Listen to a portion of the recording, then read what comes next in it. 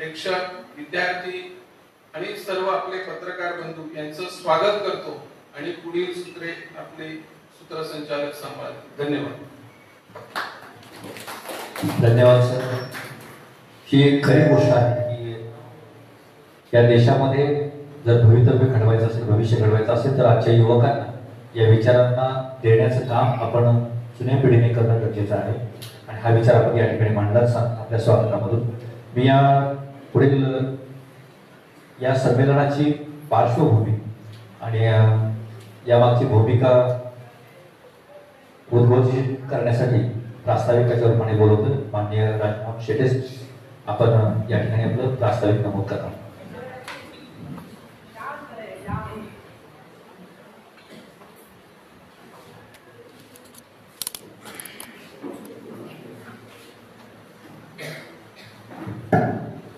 नमस्कार. स्वातंत्र्य, समता, बंधुता, करुणा, शिक्षण ही आपली वैश्विक अशी जीवन मूल्य आहेत आणि या मूल्यांचा जागर, प्रचार आणि नवनिर्मिती करण्यात मला वाटतं ज्या महापुरुषाने आपलं जीवन वेचलं ते महापुरुष म्हणजे फुले, शाहू आणि आंबेडकर. या महापुरुषामध्ये छत्रपती शिवाजी महाराज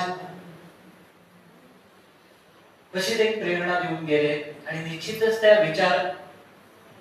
विचारांचा प्रसार होणं गरजेचं होतं आणि त्या दृष्टीनं छत्रपती शाहू प्रतिष्ठान इब्राहिमपूर जे आपल्या पेटण्यातील ही संस्था गेली अनेक वर्ष कार्यरत आहे आणि गेल्या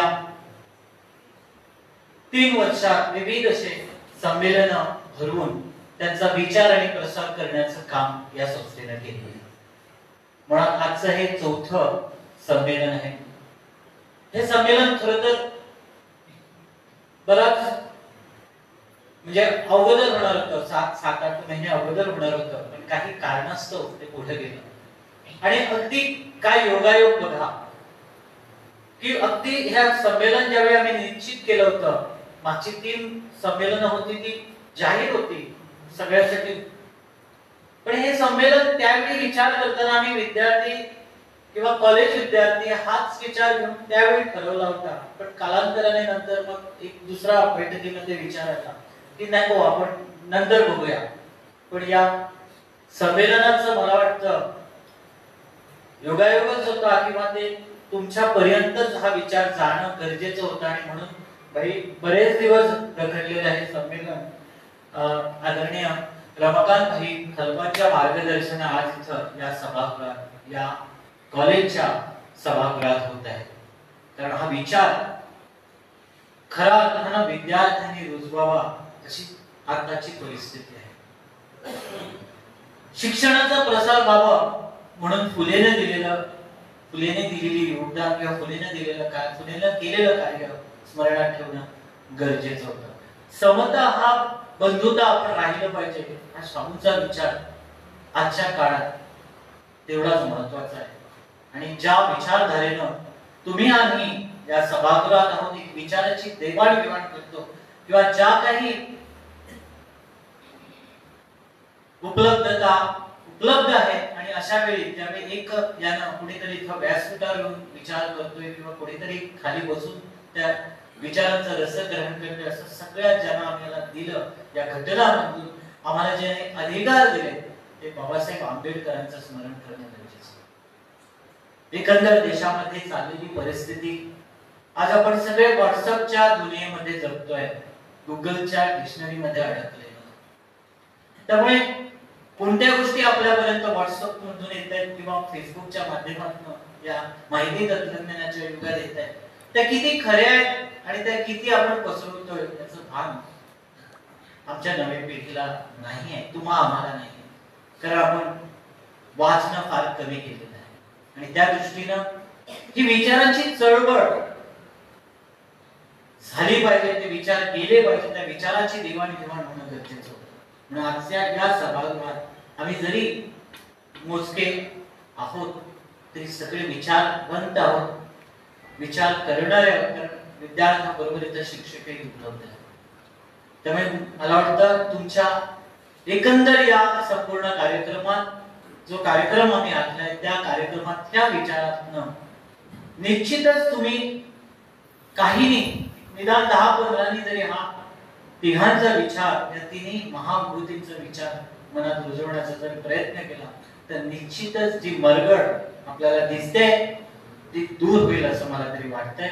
म्हणजे आजच्या परिस्थितीमध्ये जगामध्ये काय चाललंय, देशामध्ये काय चाललंय आणि एकंदर आपण ज्या भागामध्ये राहतोय त्या भागामध्ये काय चाललंय ही परिस्थिती पाहता एक सामान्य माणसाचं जीवन एक संकोचित होऊन चाललंय का, तो विचार संकोचित होताना आपल्याला दिसतोय का, याचा विचार या संमेलनाच्या निमित्तानं व्हावा आणि त्या दृष्टीनं या संमेलनाचा गाभा आहे असं मी मानतो. आजच्या या संमेलनामध्ये आता उद्घाटन सोहळा झालेला आहे. मान्यवरांचे विचार इथं महाराष्ट्रामधून खास असे डॉक्टर शरद गायकवाड जे या संमेलनाचे अध्यक्ष आहेत ते मार्गदर्शन करणार आहेत.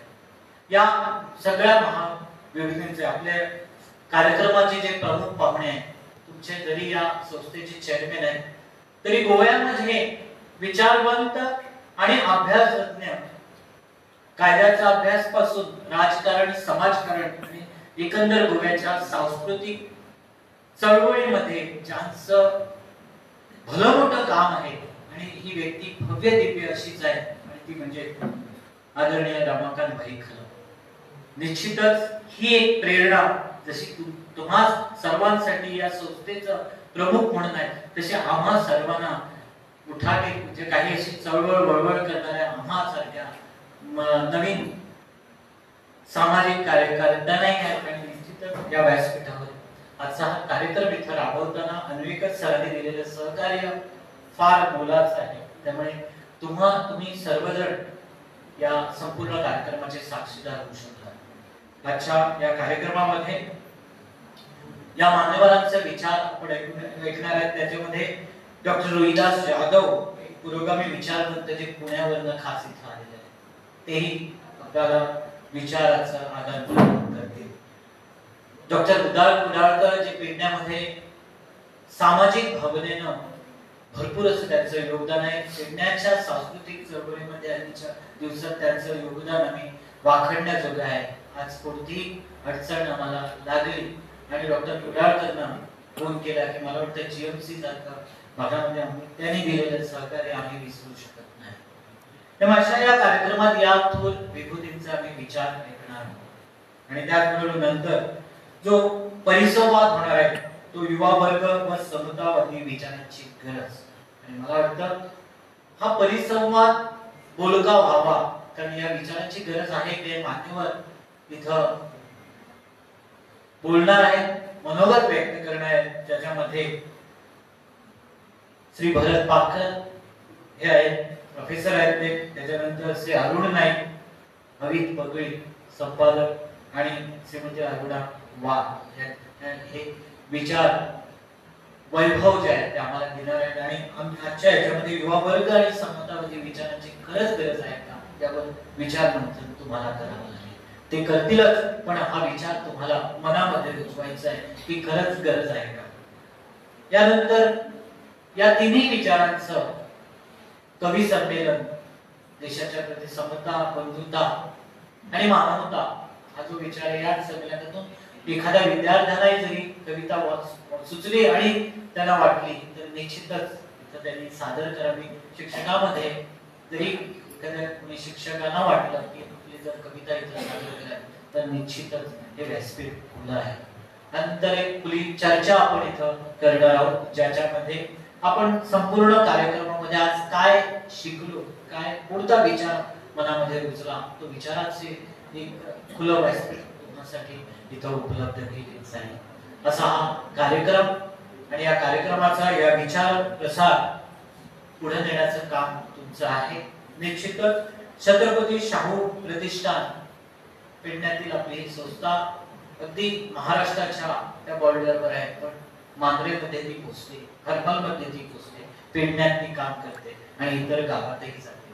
निश्चितच या संस्थेचा जो कार्य आहे त्या कार्याशी आपण का जोडलं पाहिजे हा विचार तुमच्या मनात रुजवावा हीच या ठिकाणी मी अपेक्षा करतो. पुनश्च सर्व मान्यवरांचं मी इथं स्वागत करतो. स्वागत अध्यक्षांनी ते केलेलंच आहे आणि तुमचंही इथं पुनश्च स्वागत करून थांबतो. धन्यवाद. धन्यवाद सर. अगदी विस्तृतपणे आपण या ठिकाणी आपली भूमिका नमूद केली. यानंतर या ठिकाणी आलेल्या सर्व पाहुण्यांचा सन्मान होणं अपेक्षित आहे आणि यासाठी मी निमंत्रित करतो माननीय अनिल इब्रापूरकर जे छत्रपती शाहू प्रतिष्ठानचे अध्यक्ष आहेत. सरांना विनंती करतो आपण माननीय रमाकांतजी खलप सर यांचा या ठिकाणी संविधानाची प्रास्ताविका, पुस्तक आणि पुष्प देऊन सन्मान करावा.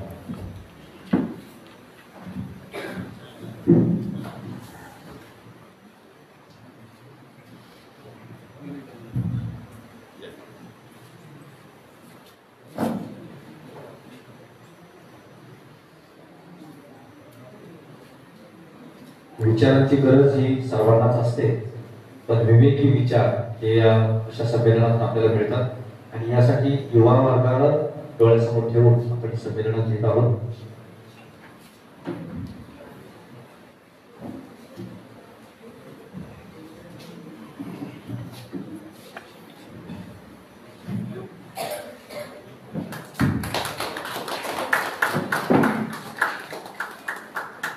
गुलाब पुष्प, पंचशील, संविधानाची प्रास्ताविका आणि पुस्तक देऊन या ठिकाणी अध्यक्ष अनिल इब्रापूरकर सर माननीय खलप सरांचा सन्मान करतायत. कृपया आपल्या टाळ्यांचा वेळी थांबू नये. जोपर्यंत हे सन्मान होत आहेत आपण आपल्या टाळ्या वाजवत राहू, कारण टाळ्या हे चैतन्याचे एक लक्षण आहे. आपण चैतन्यमय आहोत हे त्यातून नमूद होईल. पुढील सन्मान माननीय डॉक्टर शरद गायकवाड सरांचा. मी राजमोहन शेट्टे सर जे कार्याध्यक्ष आहेत त्यांना विनंती करतो कृपया आपण सरांचा संविधानाची प्रास्ताविका, पंचशील आणि पुष्प देऊन या ठिकाणी सन्मान करावा. माननीय राजमोहन शेट्टे सर कार्याध्यक्ष या ठिकाणी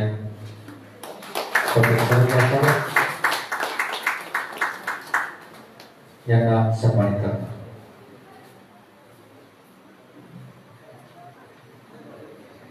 खास आपल्याशी मनोगत सांगण्याकरता कोल्हापूर या ठिकाणी गायकवाड सर आले.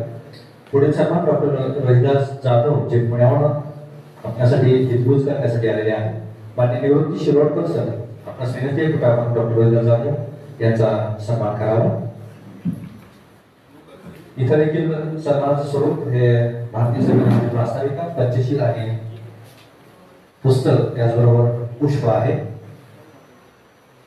माननीय निवृत्ती शिरोडकर सर डॉक्टर रोहिदास जाधव यांचा सन्मान करतात. पुन्हा एकदा आपल्या सर्व श्रोत्यांना विनंती आपण कृपया टाळ्यांचा गजर आपण थांबू देऊ नये आणि जोपर्यंत आपण टाळ्या वाजवत नाही तोपर्यंत माझी आपणास कायम विनंती राहील आपण टाळ्या वाजवाव्या. पुढील सन्मान माननीय तुषार आंबेकर सर जे या महाविद्यालयाचे प्रिन्सिपल आहेत. सरांचा सन्मान माननीय सुजय इब्रापूरकर आपणास विनंती आहे सरांचा सन्मान करावा. या महाविद्यालयासाठी ज्या भारतीय संविधानावर आपल्या देशाची कार्यवाही चालते असं भारतीय संविधानाचे पुस्तक, त्याचबरोबर भारतीय संविधानाची प्रास्ताविका, पंचशील आणि पुष्प देऊन सरांचा या ठिकाणी सन्मान होता.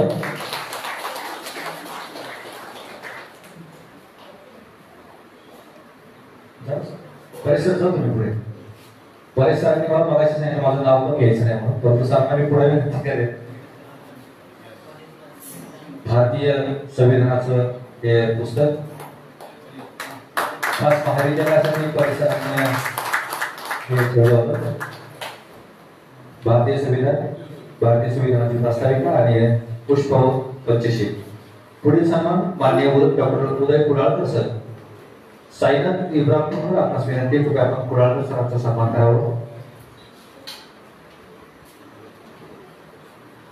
समाजाच्या उल्लेखनीय कार्यासाठी कुडाळकर सरांचा नेहमी सहभाग असतो आणि सरांचा सन्मान होणं हे अत्यंत आवश्यक आहे. माननीय डॉक्टर उदय कुडाळकर सर सरांचा सन्मान करताना डॉक्टर माननीय साईनाथ इब्रापूरकर भारतीय संविधानाची प्रास्ताविका, पंचशील आणि पुष्पदेव सरांचा या ठिकाणी सन्मान होतो. पुढील सन्मान माननीय राजमोहन शेटे सर जे कार्याध्यक्ष आहेत, उल्हास पवार, आपणास विनंती आहे कृपया आपण सरांचा सन्मान करावा. या संमेलनाच्या यशस्वीतेसाठी विशेष प्रयत्न करणारे सर राजमोहन शेटे सर.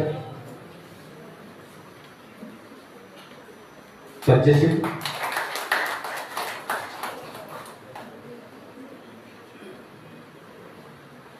भारतीय संविधानाचे प्रास्ताविका आणि पुष्प. पुढील सन्मान माननीय निवृत्ती शिरोडकर सर. पुन्हा एकदा सुजय इब्राहिम पुत्र आपणास विनंती आहे की आपण निवृत्ती शिरोडकर सरांचा सन्मान करावा. भारतीय संविधानाचा सरनामा ज्याला आपण प्रास्ताविका देखील म्हणतो, प्रियाबल, ते प्रियाबल, पंचशील आणि पुष्प देऊन या ठिकाणी सरांचा सन्मान होतो. पुढील सन्मान माननीय अनिल इब्राहिमपूरकर जे छत्रपती शाहू प्रतिष्ठानचे अध्यक्ष आहेत.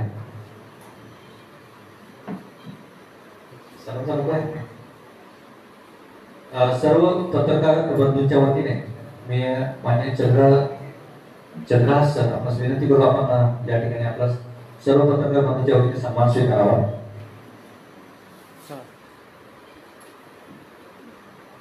भारतीय संविधान, पंचशील आणि संविधानाची प्रास्ताविका देऊन सरांचा या ठिकाणी सन्मान होतो. आजची पत्रकारिता पाहता आपण निर्भीडपणे पत्रकारिता करावी, त्याला आपल्याला बळ मिळावं म्हणून भारतीय संविधान खास आपल्यासाठी, आपल्या सर्व पत्रकार बंधूंसाठी आणि आपले विचार जागृत राहावेत यासाठी भारतीय संविधानाची प्रास्ताविका, पंचशील अर्थात हे 5 तत्व आहेत.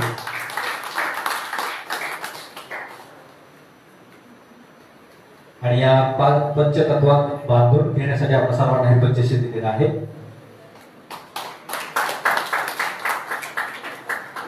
त्याचबरोबर मान्य सीताराम आसवेकर हायस्कूलचे प्रिन्सिपल, हायर सेकंडरीचे सरांना देखील हायस्कूलसाठी भारतीय संविधानाची प्रास्ताविका, पंचशील आणि पुष्प देऊन या ठिकाणी सन्मानित केले जाते.